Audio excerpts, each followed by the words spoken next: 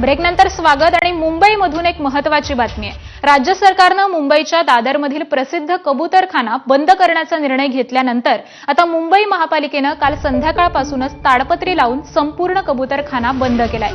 या ठिकाणी कबूतरखाना धान्य घालण्यास बंदी घालण्यात आली आहे। कुणी धान्य टाकताना आढळल्यास गुन्हा दाखल करण्यात येईल असा इशारा देखील पालिकेकडून देण्यात आलाय।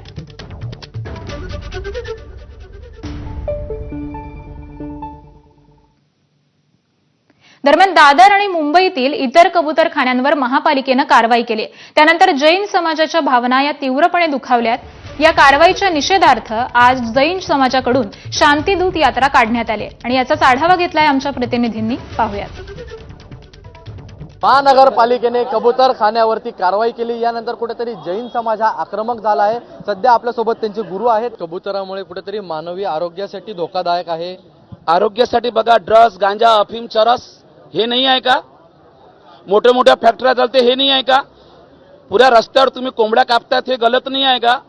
प्रणाम द्या ना। त्यांच्याकडे काही सबूत नाही, कबुतरामध्ये मेलेला आहे। चरस, गांजा, एमडी हे बंद करा। आपण बघू शकतो संपूर्ण जैन समाज हा आता आंदोलन करत आहे आणि कबूतरखान्यांवरची कारवाई ही याचा ते निषेध करत आहे। कॅमेरामन रुपेश शेलारसह ईशान देशमुख, एबीपी माझा, मुंबई।